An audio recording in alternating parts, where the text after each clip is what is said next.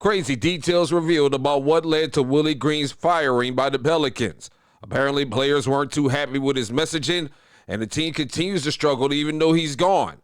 We're going to take a look at those reports and some of those details as they get ready for the Denver Nuggets tonight inside this edition of Pelicans Digest. What's good with it, y'all? It's your people, Melz on the MIC, back once again inside Pelicans Digest. And thank you once again for subscribing, man. Almost at the 3,600 mark. Appreciate y'all for chiming in and giving your comments and your opinions about what's going on with the New Orleans Pelicans. Even though the team is down bad, the subscriptions continue to go up, and we appreciate it. Thank y'all so much. It's Melz talking about those Pels. And tonight, the Pelicans are going up against the Denver Nuggets, who they already had played and already got beat down badly. I think they were the third game of the season, and Pelicans lost that game 129-88.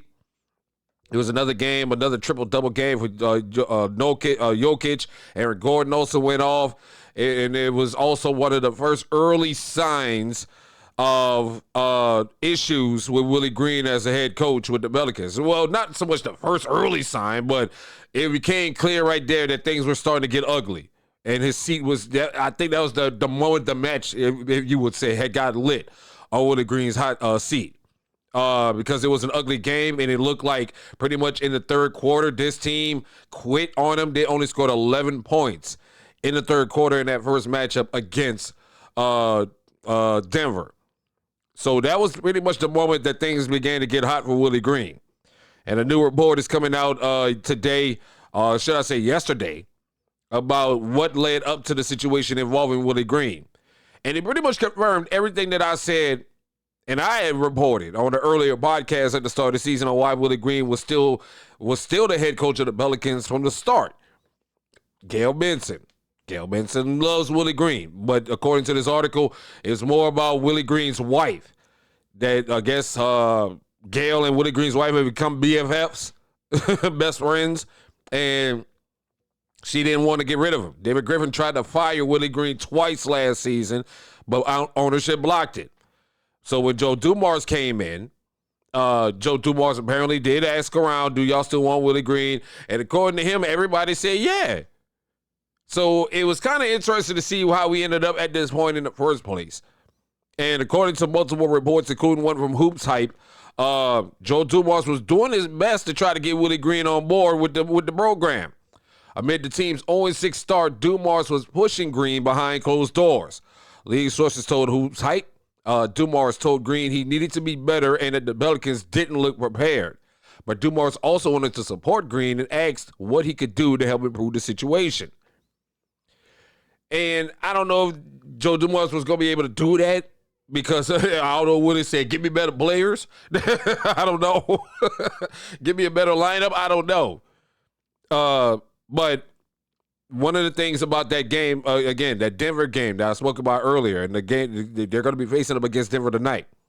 One of the things I spoke about in that game was another thing that he had to kind of realize was that was also the first game where we saw Jordan Poole coming off the bench. And apparently Jordan Poole wasn't happy about that, and he expressed that to management. According to Hoops Hype, Pelicans guard Jordan Poole was upset with his role after Green removed him from the starting lineup against the Denver Nuggets on October 29th. Green's messaging had also become stale with the Pelicans forward Trey Murphy III after playing for Green his entire Pelicans tenure as coach. Okay, and if Jordan Poole was upset about getting moved to the bench, he proved it that night. Jordan Poole, in 21 minutes in that game against Denver, gave you 9 points, shot 2 of 11 from three-point land, was 1 of 7. No, I'm sorry, 1 of 7 from 3. Shot 2 from 11 overall. 9 points. And also was a minus 35 overall rating. The worst rating on the court that night. Minus 35. So, yes, Willie was justified in moving you to the bench. And if that was his sort of way to say, I'm done with Willie Green, then he got his wish. Because that was atrocious that night. But I also continue to argue that Jordan Poole was going to be a bad influence on Trey Murphy. And it started to show. And, because Trey was began to try to force more shots, and also he wanted to jack up more logo threes than before, and it led to a lot of issues, especially when this team was trying to come back and get back into these games. him or Poole will just come down there and not wait for the fast break. It's YOLO 3 time to try to get the crowd hyped up for some reasons. I don't know.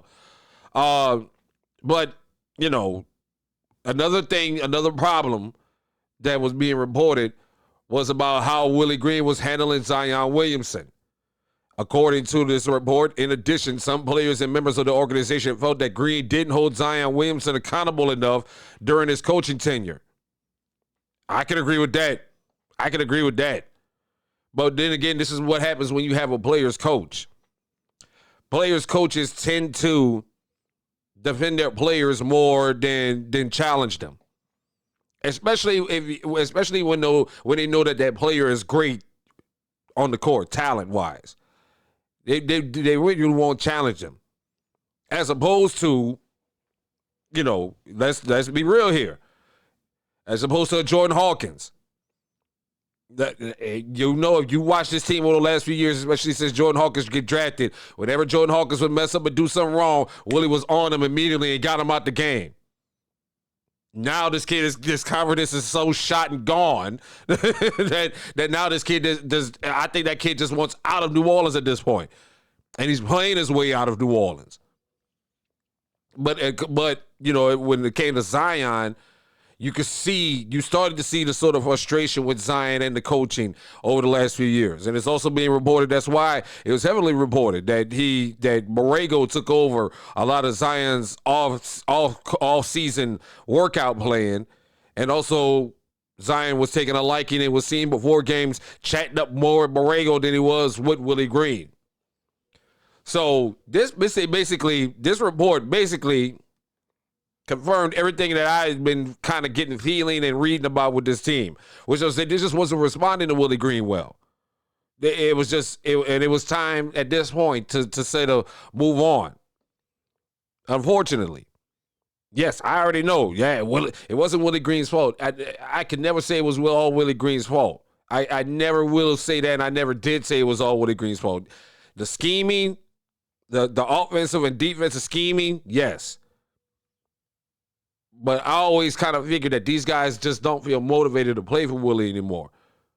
Because, again, I think he's a good guy, but I don't think the fire and what he was trying to get to these guys was reaching them. And, you know, and he's going to get another job somewhere. But the question is, are y'all going to hire him as your head coach? Because everybody's doing all this, oh, man, you know, such a good person and Willie's such a good guy. I don't hear this man's name being mentioned amongst y'all trying to make this man up for hirings, though, as to be your head coach. Or he'll make a great assistant. Exactly. He was fine. It's great for him to be a head coach for us, with the Pelicans. But I don't see nobody else clamoring to go jump on him and sign him. I'm just saying. Everybody's talking about he could be a good assistant. Okay, then. Speaking of what's to come next for the Pelicans, of course, as you know, this is going to be now an audition for Borrego. This is now going to be an audition for James Borrego and what he's going to do. And the number one thing that he's being tasked with, from my understanding and a lot of reports that I've been reading, is he has to improve the offense. That is their number one thing that they're looking for with Borrego if he wants to keep this job. He has to improve the offense, or else we're going coach shopping. According to Hoopsider, despite a large chunk of the season remaining, there's already been chatter about possible coaching candidates should the Pelicans pivot in a different direction after this season, including Kevin Ollie, as SNY's Ian Begley first reported. And listen, let me say this about Kevin Ollie. You know, I know he won a national championship with UConn and all this other stuff. Now he's an assistant. With all due respect to Troy Reaver, I'm starting to see what my Detroit people are talking about now. I am starting to see what my Detroit people are talking about. My Detroit people, all my Detroit fans, and my Detroit people have been telling me for years, don't trust Joe Dumars and Weaver. Don't trust them too. Because Weaver likes to pick his homeboys over who is competent to run these teams and these players.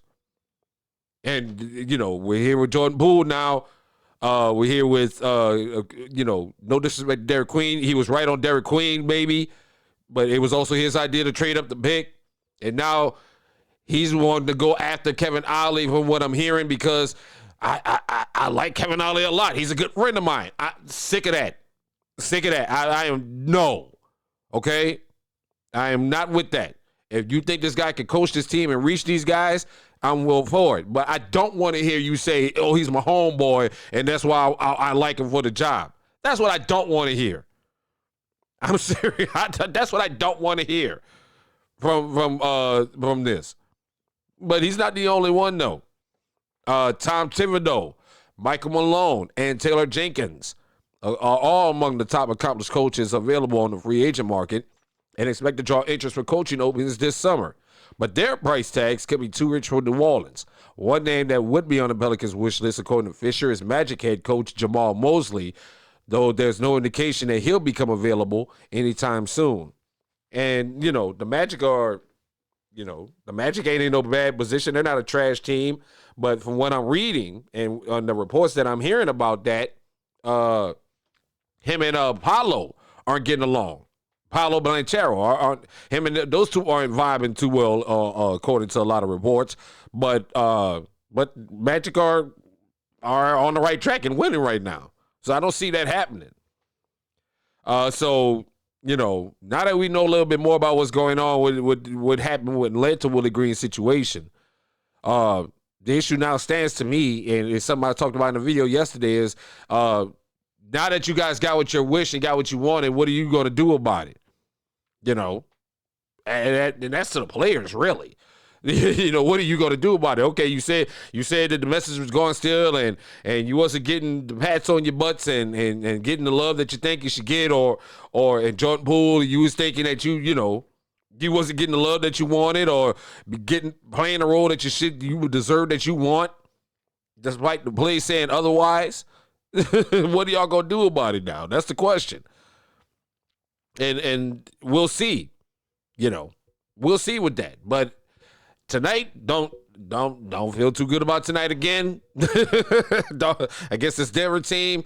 Aaron Gordon has been listed as questionable, so don't know. No Zion, no Sadiq Bey. So, I think it's gonna be tough. I hope that this team, and I've seen flashes of it against the Thunder in the Thunder game, they run some more two big lineups, give Queen some help if they plan on starting Queen, give Queen some help in the paint, and also be mindful of three-point shooters.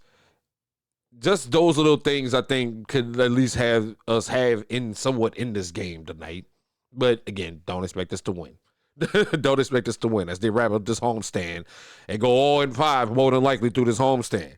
But what are your thoughts, though? Who do you think should be the next head coach of the Pelicans if Borrego can't work this out? Are you happy with Borrego in his current situation and want to still give him a chance to work it out? And who is on your radar? Kevin Ollie is on your radar? What about Darvin Ham? That's another name that's been floating around a lot. I don't even take that one serious. Darvin Ham. Come on now. What are your thoughts on the Pelicans and their coaching search? Should they stay put or hold the wait in line and see what's going on with Borrego and see if you can make some changes?